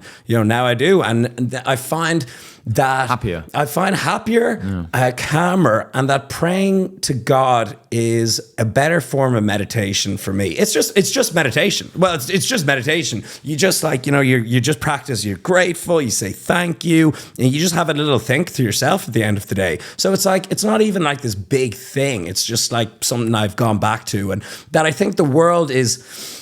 Sounds crazy, but it's all just too perfect for there not to be a higher power. That's what I think. Yeah, I've always believed in God. It was more so just a case of like, I naturally was just maybe not as strict with like what you should be doing, as in like always fasting, like praying 5 times a day, and all I was just not as good with those things. But I've always believed in God, because even just how a man and a woman have sex and it creates a baby. That's crazy. Like that's fucking insane. Crazy. And then it's like how the sun rises all the time. The sun sets at the exact same time and rotates. It's just the science can't explain it. It's anyone who just thinks like it's just a big bang. It's like it's just unexplainable. Yeah, it's unexplainable. It's just not possible. Look at us getting all deep. But there's also this crazy thing. This is like not to do with the God point, but it's just it kind of just inspired this point now. There's a theory, and I put this in the 48 Laws of Money, called the monkey infinite theorem. Did you see that point? No, well, I did, but I didn't. Right. And I was just saying, you got me questioning. Was that even in the ebook? Was that even in the? Yeah. There's something called the monkey infinite theorem, where basically it just means that if you give a monkey, not a human, an actual monkey, a keyboard, he would type any sentence and any essay and any scripture in human history, if you gave him an infinite number of years. So he would type, after a certain number of years, my name is Rob Lipser, and I am writing this book to explain to you guys how to put on muscle and lose fat, blah, blah, blah. My name is Hassan, blah, blah. You write that exact same sentence over an infinite number of years. It sounds like, no, he wouldn't. It's a monk. No, it would, over an infinite, you can't comprehend. Yeah, you can't, because you can't not, because you'll do every combination. Over an infinite number of years. Even if he types in the same sentence, I am a monkey, 100 times in a row, eventually, because it's an infinite. So it's very interesting. It just shows, and it kind of leads on to another point, which is like, if you do things quick enough, you're going to get through almost like an infinite number of combinations to a degree. So it's like, if you keep trying new businesses, eventually one will stick and one's going to work. So it's almost like you tried an infinite number of business. Obviously you can't do an infinite, but it's kind of like that theory. Elon Musk has a great one, and it's like, I think I'll butcher this, but I'll get it right. So if you want to just speed up your work rate, instead of saying, just reduce the amount of hours that you tell yourself you're going to get it done. So instead of being like, oh, I've got all weekend to do this, be like, I've literally got 2 hours. How much can I get done? And you'll probably get it done in those 2 hours. It's a great way to speed things up. And Best you thing just ever. you just mentioned briefly there about starting a business. What is your advice to someone who wants to start a business but they can't figure out what it is? Can't figure out what to do. Yeah, so I'm not one of these guys online who sits there and says, buy my sales course. I think sales is the best business model. OnlyFans, agencies, fitness training, blah, blah, blah. They're all bad. I'm superior with my business model. No. And that's why I feel confident selling my network, because it's like, I'm saying networking is always going to be valuable, which it is. Yeah. But like, there's a lot of people online say, I have a trading course. That means trading is the best business model. It's like, the reason why I don't agree with that is because there's no such thing as the best business model. There's no one size fits all answer A. And B, it's like every business will work if you actually put the work in. So what I would say to that question is, have a 9-to-5 job, have money coming in. Now, there's different levels of jobs. It's not just a 9-to-5 job. You could do a door-to-door sales job like me, where you're learning very valuable skill sales, you're becoming more confident, you're learning how to persuade and influence, and you're getting paid on commission. So it teaches you how the real world works in the sense of, if you don't hunt, you don't eat. Right? If you don't kill your prey, you don't eat. That kind of logic. I like it's that. Like no participation trophies. You have to win. You have to be a winner. So that's very good for your mindset and teaching you how the world works.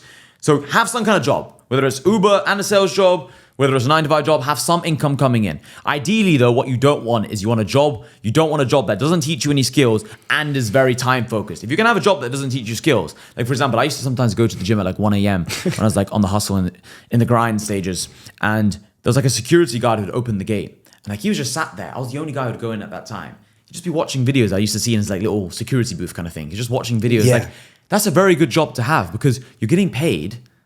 And you could be watching Rob Lipsett's podcast. And you could be learning. Yeah.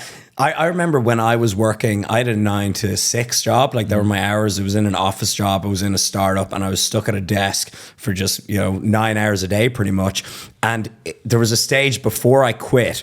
There was a stage where I was like doing online training plans for people. And while I was there, my boss would always catch me and be like, what the fuck are you doing? But I remember like just that transitionary period where I was trying to make my fitness coaching work on the side work, but I was still in this 9-to-5. And it's like, sometimes you gotta just go through these periods of working double, working overtime until your side gig takes over the main gig. Completely. So if you have a little security box job, that's fucking easy. I didn't, but I'm saying the guy I saw. Yeah, I know. Yeah, 100%. And the reason why that was so good is because he could have been grinding. Now, statistically speaking, he was probably just watching random YouTube videos, wasting his time. Statistically, absolutely. But that would be a perfect job to have, because no one's bothering you. You have no boss. And that's exactly what I liked about door-to-door sales job. I effectively didn't have a boss. I felt like my own boss, because I could wake up when I want. I could sleep when I want. I could not even go to work if I wanted. There was no contract like you have to go into work this many hours. I could completely not work any hours if I wanted to. I could work 5 hours, because I'm getting paid on commission. The manager, the boss, whatever, he's paying me on commission. So if I don't work, all right, that's no problem. You're not getting any money. Yeah. And it's like, I know I need to knock. That's the motivation, So it's very, very good. So I'd say do one of them kind of jobs. Don't do a normal 9-to-5 job where you have to still be very focused. You don't want to be a waiter. That's like the worst job, maybe. Yeah. Oh, man, that's the toughest job as well. Do you know what I hate? When people are rude to the waiter. Oh, that's the worst, because that is one, honestly, it's not like you're drilling holes on a construction site, but it's one of the most like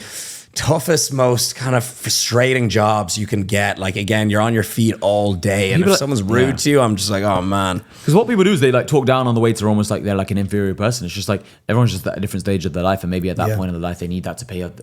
Whatever, it's another topic. But I was just gonna say, like, you don't want to necessarily be a waiter, because you haven't got the time to just sneak on your phone and like watching his podcast and doing something else, or maybe like messaging some staff or employees or your business partner, like, yo, we need to do this, we need to do that, and like kind of form things. So anyway, get a 9-to-5 job. That's lesson 1. Number 2 would be like cut out like the biggest distractions. Let's say you're addicted to PlayStation now. Literally, don't even sell it on eBay. What I would say is just smash it on the floor. Because if you're the kind of guys that I'll put it on eBay, no one's buying it. It's been 3 weeks. All right, maybe we shouldn't sell it, and we just keep it. Just deal with the problem ASAP. Give it to someone, give it to your neighbor, smash it on the floor, make a YouTube video out of it. Do something. Just get rid of it instantly. Yeah, do giveaway with it. Say, hey, sign up to my program. I'm going to pick for next 10 people to sign up. I'll put you into raffle. Give it to a friend, or give it to some kid in the neighborhood as a gift. Whatever. Yeah, that'd be something, nice. Right? Get rid of the biggest distractions like PlayStation. Don't drink, don't do drugs, cut out all those big distractions. Number 2, most people can stick to that quite easily, because they're like, what I have to do is cut out drinking and drugs and I'll be a millionaire, I'll do it. Okay, do that. And then number 3 will be choose something, whether it's becoming the best short form content dude, whether it's the best at copywriting, whether it's building your own personal brand, whether it's becoming a YouTuber, whether it's having your own kind of agency where you do thumbnails for people, whether you do Photoshop, whether you set up podcast studios. whatever you do, literally there's unlimited things, whether you become a personal trainer, whether you have your own clothing brand, whether you do e-com, whether you have your own sales team, whatever it is. Infinite. There's so much opportunity in the world. 1,000 things, right? They say there's a million ways to make $1 million, right? So it's like, choose one of those things. Now, this is the hard part. It's like, just go to your 9 to 5 job or go to that kind of job we were talking about, the sales job. It could be 12 to 6, whatever. Do that job. You cut out all the distractions. So you sleep 8 hours, you go your job 8 hours. You got 16 hours done. 8 hours left. 3 hours, maybe gym, food, toilet, being a normal human, seeing your girlfriend, talking to your family quickly. Maybe even 3.5, right? Yeah. You've got 5 hours left in the day to focus on that short form thing, copywriting. Let's just say we're going to talk about short form content. You want to edit videos for people like Rob, and you want to make short form content. You want to cut them up because you know if you can get in more traffic and more views, and if you're actually good, I promise you on everything I know, he will give you money. You can affiliate. There is a way you can make money, including for myself. If you say, Hassan, I'm getting you all these views, you're going to get money. Guaranteed. There's 100%. No ifs and buts. We all want more views because then it's just more sales, more notoriety, more influence, more connections. There's unlimited benefit, right? So anyway, let's say you choose short form content as your thing. You're doing your job. You're going to work that job anyway, because if you don't do this, what I'm saying, you're going to be working that job for the rest of your life anyway. So just accept you're working that job for the next 6 months. Don't quit it too early. You have cash flow coming in. Then you can afford to travel and meet people. You can afford to come to Dubai. You can rent out a podcast studio. You can live in a nice place, whatever. You can move out your parents' house, because people say, why is moving out your parents' house important? Well, it's like, it's important because your parents might take 2 hours of your day every day arguing with you. So then it's like, now you just bought back 2 hours by paying the extra $30, $40, $50 a day on rent. Yeah. Blah, blah, blah. So it's like, that was one of the most important things I did actually. As soon as I could move out, or I was in this weird shared accommodation place, but as soon as I could get my own place, that was like when I just had so much more focus and time to myself back. So some people say like, oh, live at home and save. No, I don't believe in that personally. And you're always going to be like a boy. Yeah, you're always going to be a little boy. Like how you meant to bring a girl back. That's what I mean. You're just seen as a kid. And that's why girls don't find it attractive. Yeah. You're like a kid. You're a little boy, yeah. So I'd say move out your parents' house as well. That's why it's important to have that income coming in. Yeah. Right? Then what you do is you spend your 5 hours every night working on that short form content. Now, there's something called the 100-hour rule, where if you put in 100 hours into anything, literally anything, you will be in the top 5% at that thing. You'll be better than 95% of people. And it's true, I believe it. Yeah. You play violin for 100 hours, you'll be better than 95% of people at violin. That's definitely true. Yeah, that is true. And Joe, what they say, actually, here's another crazy fact, how to get into the top, I think it's top 5% of podcasts, upload more than 20 episodes. That's so easy. 20 podcasts, about 5 hours of podcast maybe because of the filming and the production and the editing. Yeah, easy. My point proven, right? Good maths. So that's actually perfect. Perfect example. There's no, it's just like an actual science thing, 100 hours. Because they say it's 100 hours to be in the top 5%, but if you want to be a master, which are the 0.00, then it's 10,000 hours, so it's 100 times more. So a big difference, right? It's like a common thing. My dad used to tell me that all the time, talking about the mindset my dad gave me. The number one thing he always taught me was, because he was a doctor. He was like a master he was a heart doctor, cardiologist. Fuck. So he was like putting pacemakers into people, all that stuff. So he put in way more than 10,000 hours into a doctor. So he knew that it was always just about mastery. It's just you have to put in hours and hours and hours. Anyway, 5 hours a day on the short form content. Within 20 days, that's 100 hours. You're already in the top 5% within 20 days. That's fucking insane. Carry on doing that. Within 6 months, 180 days times 5, that's 900 hours. That's basically 1,000 hours. If you've put 1,000 hours into short form content, or any skill, copywriting, building your own personal brand, podcast, wouldn't you argue, or wouldn't you agree that after 1,000 hours, you're probably going to be in the top 1% of it? And not only the top 1%, if you're in the top 1%, you're going to start making a few grand a month from that one thing. Yeah. You're going to get a couple clients because now you put 1,000 hours in the short form. Now I outreach to you. Now I'm ready to start outreaching for Rob. And it gets easier and easier. If I show you my videos that I can produce for you after 1,000 hours of mastering my craft, you're going to sign me as a client. Because I'm going to do it for free. I'm going to be humble. There you go. I'm not a dickhead. Yeah. I'm humble. I'm going to reach out to you. I'm going to reach out to 3 other people, your friends. I'm going to reach out to all of you for 100 days in a row. One of my YouTube editors now, one of my short form guys, he outreached to me 100 days in a row. He's from my network. Because I only work with people from my network. That's one of my rules. Yeah. Anyway, after 6 months only, you now are in the top 1% at a skill set and you're going to start getting clients. And then maybe you only make 2.5K a month.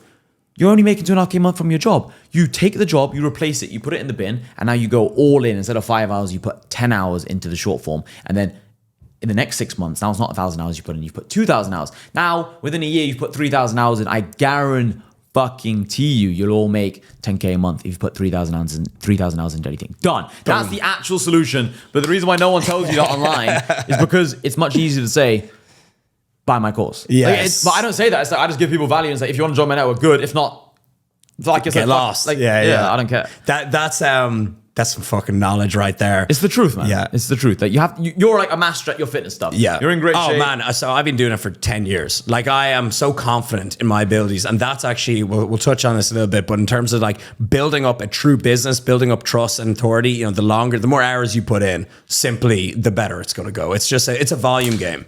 You can't cheat like how you look. So it's like, people might know as much as you because maybe they try to appear like they do, even if they... Yes. But then it's just like, but you don't look like you. So then it's like, you can't sell like you. Yeah. There's no shortcuts. There's no shortcuts. You're 32 and you said you were doing it. You probably didn't start training since you were 17. Yeah, exactly. Yes, it's coming up to like 14 years. It's absolutely crazy.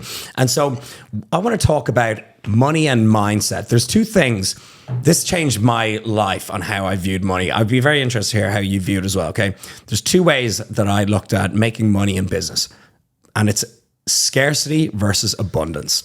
And it actually goes back to caveman days. So basically, and this actually works with women as well, if you want to get chicks, you come from a place of abundance. So abundance means I have too much. I have too much going on. I've got too much money, too much resources, too much everything. And it comes back to caveman. If there's a cave woman and she sees a broke ass caveman and he's like starving to death in his cave and he can't light a fire and he's like, oh, help. And then she looks at the other caveman who's got like this blazing fire going. He's like roasting up a fucking woolly mammoth. Yeah. He's got like a sick cave. She's like, oh, I have more chance of surviving if I go with the jacked Chad caveman.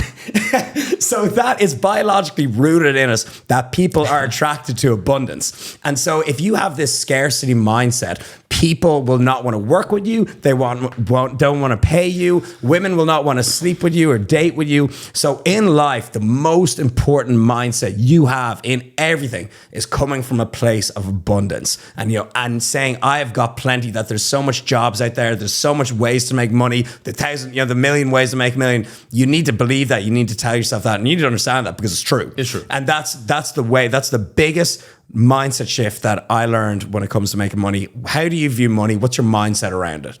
Yes, that's great. I like that a lot. Yeah, that's great. It's a dope one.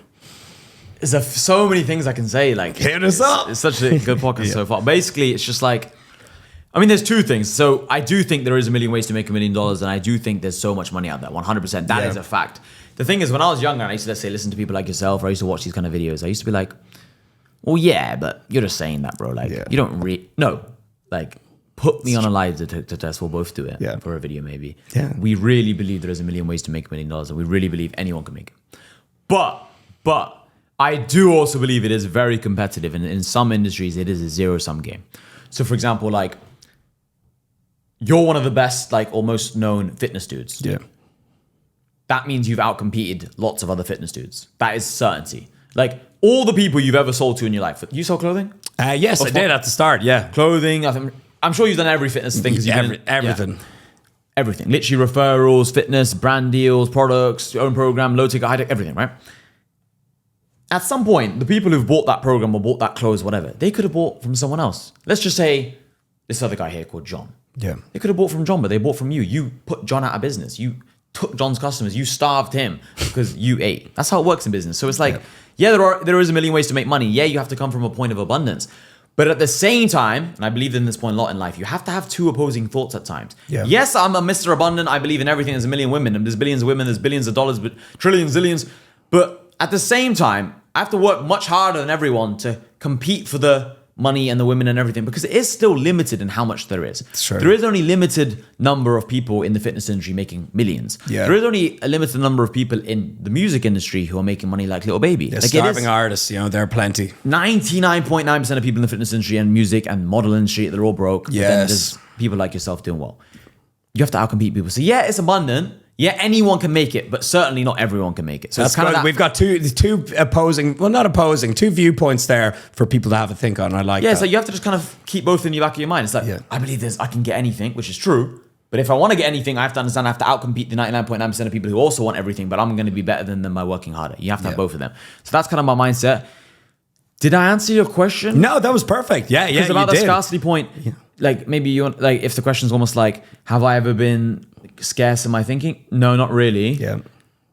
But I think as I've got older, I've realized like it also is competitive. So you have to work hard, because what people will say is, all right, bro, I think I want to do everything. I want to be like you. But then it's like, I don't want to like sacrifice this. And I want to just work 2-3 hours a day. Is that okay? And it's like, don't know what you'll say, but I'm going to say no, it's not okay at the beginning. Maybe like at this level, I'm sure I could work 2-3 hours and still make millions, but it's just like not to get here. Yeah. No, I like that. That's the perfect answer. And so you've got the house on the Palm. How many supercars do you have? 6 in the moment. Okay. Yeah. That's It's going to be 8, but then I can extend the story later maybe. Quick one on that. So my question is, what is the most valuable thing you own financially and also sentimentally? But first, run us through the 6 supercars. Okay, cool. Nice question. Yeah. So 6 supercars, I'll explain them in the order. I bought Lambo Huracan first.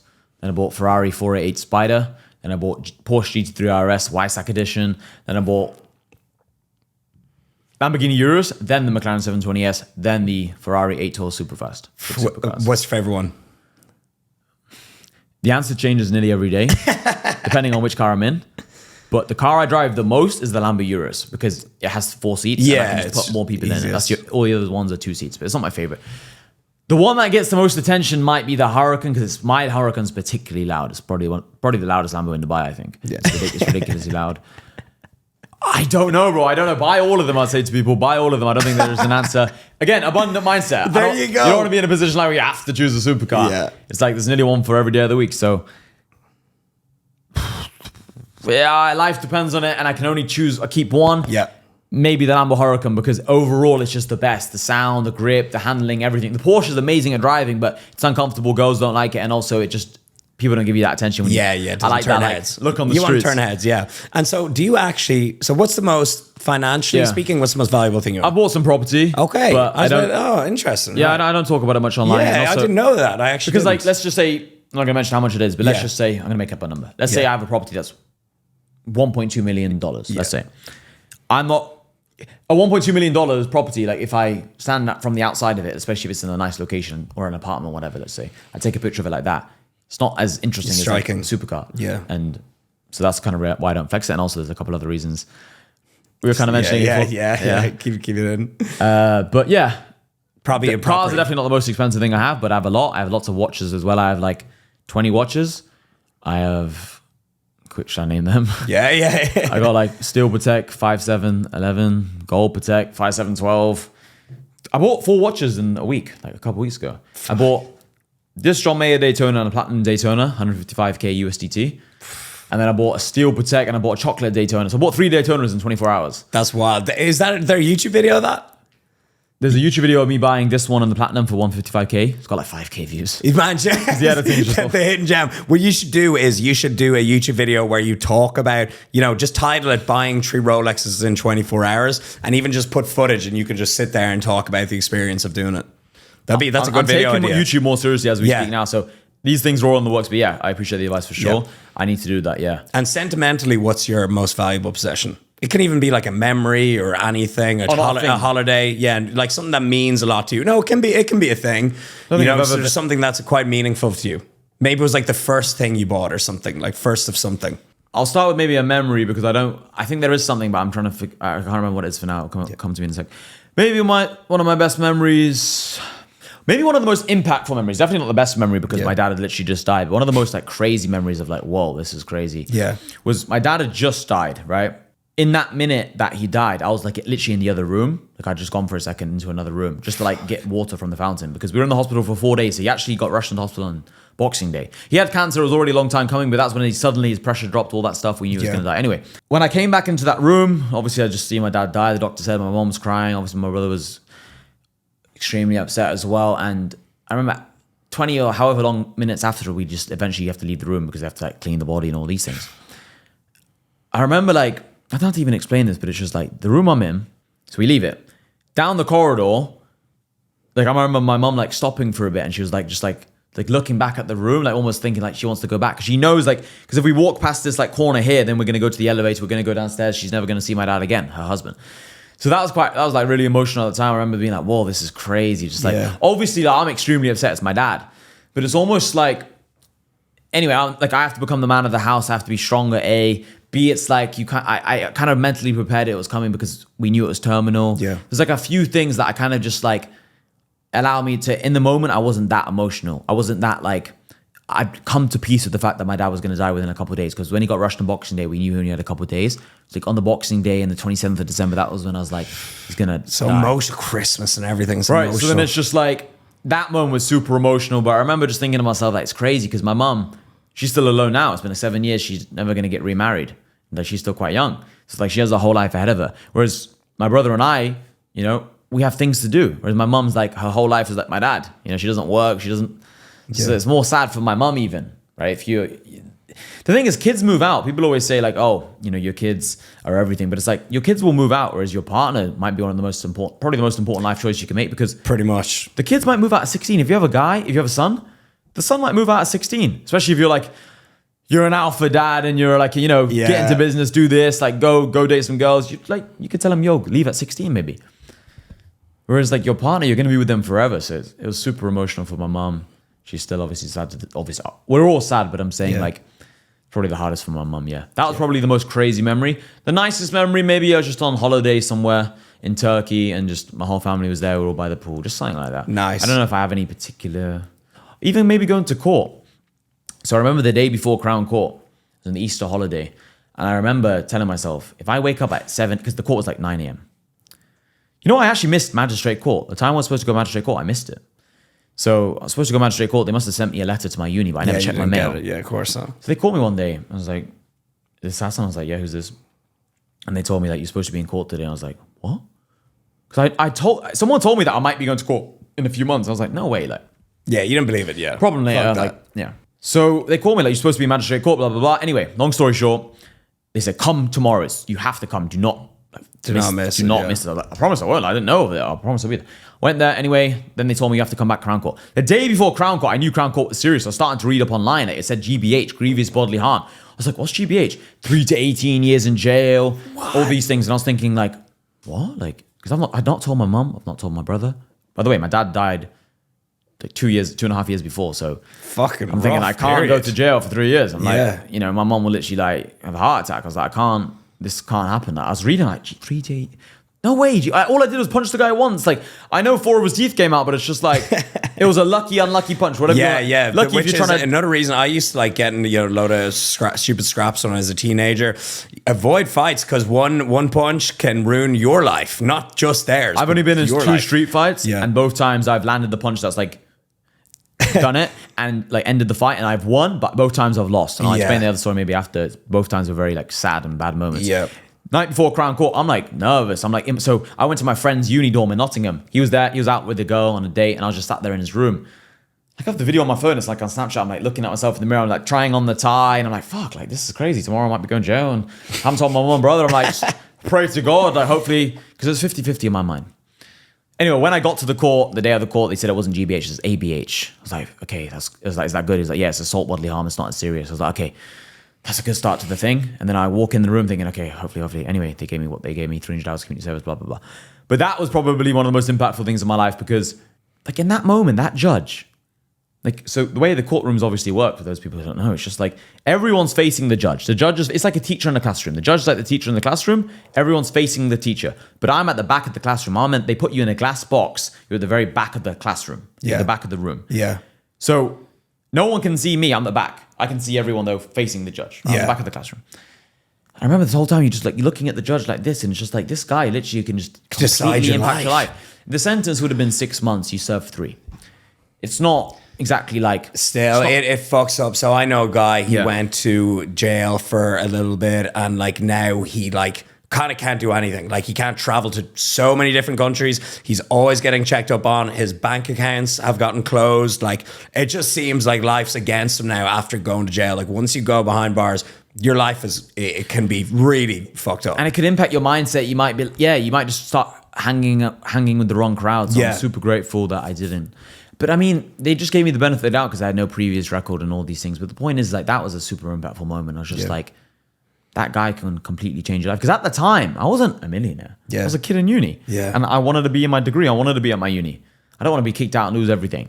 So I was like, shit myself. Because I was like, if I go to jail now, I'll be kicked out of uni. I'm going to lose everything. I'm going to be a guy in jail and kicked out of uni and I've no, like, it would have been awful. Fuck. It's interesting that the most sentimental or striking memories you had are not necessarily like good times. And I think if there's a lesson in there, that the bad times are what make you who you are. So if anyone's listening to this and they think, oh, I'm going through a bad time, you know, screw this, life sucks. No, these are the moments that are going to make you into the person that you want to become. Completely. It's always like that. I don't think I have good memories for sure. I'm not trying to make it out like I'm some sad guy. I've got amazing memories. Yeah, I'm sure you've plenty. Yeah. I've been to over 30 countries, traveled all over the world. Yeah. It's great. But it's just like, okay, maybe in Mexico I was on this lunch with this one person, and maybe in America I was with these 4 people, and that was very fun and cool. It's amazing, but it's like, it doesn't impact. Yeah, it's exactly. You're like, whatever. You're like, Jordan Peterson says, he's like, everyone thinks they want to be sipping margaritas on a beach for months on end. But it's like, no, that's not what's going to give you the memories, and that's not what is going to change you and shape you as a man. In fact, another like kind of cool memory was when I was in Thailand. Yeah, I was in Thailand, and there's like this, it's in Phi Phi Island. Yeah, I know it. I've been there. Yeah, I've been there a few times. Yeah. Oh man, I got in it. The boxing ring. Yeah, I got in it. I got knocked out pretty much. Not knocked out, but like, I lost the fight. Really? Yeah. I was like, it's on YouTube. Yeah, no, this is before YouTube. I was like, really? I think I was like, it would have been 18. I just finished school. I was 19. Yeah, nice. Yeah. Interesting. So that was in my gap year, the end of gap year, just before uni. Yeah. So I got into the fight. I got into the ring. I was like, I'm gonna do it. My friends like said you should do it, and I was like, yeah, I'm not a pussy. I'll do it. Yeah, of course. So you kind of just waiting because they're choosing someone from the crowd. Yeah, I fought my friend. Yeah, really? Yeah. Was like, there only that animosity? Oh no, we're buds. Okay. Like, no, it was funny. Yeah. It was going, went to school with each other, but yeah, that's hilarious. Have you any travel plans coming up? I might be going to India in a few days, but I'm not sure other than that. Yeah. I was just gonna say with that whole thing. So it's like with you, did you have kicking in that fight? No, just punching, just boxing. So we were kicking and punching. It was like a kickboxing kind of thing. Yeah. And because at the time I didn't know how to kick. I won, luckily, but I was like kicking with my foot, not my shin. So anyway, then my friends had to carry me in like this wheelbarrow for like the rest of the holiday. Like literally all the bad things. And then what ended up happening is because I couldn't walk, guess what I ended up doing? I was like, while my friends are playing rugby on the beach, throwing the ball, let me go ride my motorbike. Then I ended up falling off my motorbike and I had like a hole in my leg, and then that ruined the trip further. And it's like always the bad moments I remember. Yeah. They're almost like the best times. That's it. I think that's more bad times. That's a lovely Forex. Oh my God. That was my number one most sentiment in terms of money. What? I don't even know how Forex works. What is it? Foreign exchange? Foreign exchange markets, right? So I thought, okay, this was 4 or 5 months after uni. So I was the most hungry to try and prove to people that I can be successful, I'm smart and all these things. I asked my brother for money because he had like 6 or 7 grand in like an ISA account, right? I'm like, bro, I need this money. I'm going to put it in Forex. I'm going to make money. Trust me, because I bought this trading course and the signals starting to pay off, blah, blah, blah. Put the money, lost all the money, long story short. Anyway, taught me so many valuable lessons. It was the best thing that ever happened to me. Like all those emotions I had, I spent months doing this thing, looking at the graphs up and down. It taught me so many valuable lessons about money. Thing is, boys, I'd love to talk for 10 hours, but I'm going to try and rush some of these points. Yeah. I just learned that there's no free lunch. That's just the whole lesson. But that was probably the most memorable, impactful thing ever in business, because I see so many of these young guys now. Everyone's trying to make quick money. Everyone's entitled. Oh, put the money in Forex. It's like, there's no such thing as making a 10% return a day. Yeah. Because then you'd be a trillionaire. Then everyone put the number on your calculator. Like, it doesn't make sense. Compounding's powerful, but if you make 5% a day, 10% a day, you'd be a trillionaire like that. And that's not possible, is it? So, and I remember asking myself that. I was like, if I make 2%, 3% returns a day on Forex, because I was at the time, because I was just getting lucky. I was risking too much. I was like, by the end of the year, I worked on my calculator. I was like, I'd make 500 million. I was like, am I a genius? Or is everyone just stupid? Or like, so wait, how did you lose it in the end? Like, how did it end up going? So I was doing door-to-door sales at that time, obviously. And one day I was just knocking on doors and I was just like, I've made £600 for the day. I was like, why the fuck am I here? Yeah. I'm going home. I went home at midday. I'm not knocking on doors. Yeah. Went home, then put too many trades and I was only getting lucky because gold, which I was investing in, XXA USD or whatever it's called, was just going up. I was sat there thinking, it can't go down. I was like, just going to keep going up and I'll just wait for it to go back up. So I just wait, and then I just got. We don't need to go into it. It literally gives me PTSD talking about it, but yeah. But so, right, closing thoughts on, or closing question, whatever it is, what is your advice to 18-year-old Hassan? Do more, think less. It's my number one thing I always talk about. Do more, think less. Don't overthink. Do more, think less. Like, people say to me, yeah, but what about then if this happens? What about if that? Because I hate the people who only preach on about quality. They're like, oh yeah, but it's all about the quality. It's like, maybe you're the kind of guy who believes in quality. I actually think quantity is reps is more important. Yeah, because what I say is quality is obviously important, but you only get the quality through the quantity. So it's just like, do more. Yeah. And then naturally you find the quality anyway. Steve Jobs said it. It's like, it's smart work beats hard work. But it's like the only way you get smart work is hard work. So you need both. You need the hard work to reach the smart work. How do you know what's smart? How do you know how to manage your time? How do you know how to be efficient with your day? How do you know how to, talk to the right people and not talk to the wrong people? By talking to the wrong people first. How do you know that Forex isn't just going to make you a multi-millionaire overnight, starting with a $5,000 investment, by losing your $5,000, by losing your 20K profit, whatever it was? How do you know that sales is important? You learn from experience. You learn the lesson always the hardest way. So you have to feel the lesson yourself. So I just knew that I've just learned that do more, think less is the best advice. And also everything you think about, all the worries you have, all the anxiety, it's a pussy way of living. 50 Cent, my favorite rapper, one of my biggest inspirations. Love he has a quote, it says, fear nothing. It's on his book. It says nihil timendum est. It's Latin for fear nothing. My favorite thing is fear nothing. Why are you going to live in anxiety and doubt? And action removes anxiety and doubt. That means action is my best friend. That means do more, think less. That means no overthinking anything. I didn't prepare this podcast, but I knew who you were anyway. So maybe that's why I've seen a lot of your content over the years. And I thought, okay, maybe if I spent 3 hours planning it, it'd be that much better. But then it's just overthinking. Then maybe I make it that much worse. Yes. And I think this podcast is probably my favorite one I've done. So. Man, I absolutely loved it. It was one of my favorite as well. And I'm just like, what a way to kick off this Dubai trip. You got me pumped up, man. Yeah. Tell the people where they can find you. On Instagram, I have 2 accounts, but my main one for business and stuff, Mr Overpaid. On Twitter, Mr Overpaid. On YouTube, Hassan Overpaid. That's it, man. Yeah, on Twitter as well. On Twitter. Oh, yeah, Twitter, Mr Overpaid. Twitter's my favorite one. The main one, yeah. It's my favorite one. Here, look, thank you so much. And Thank you, bro. Let's have a good time in Dubai this month. Thank you, bro. Put it there.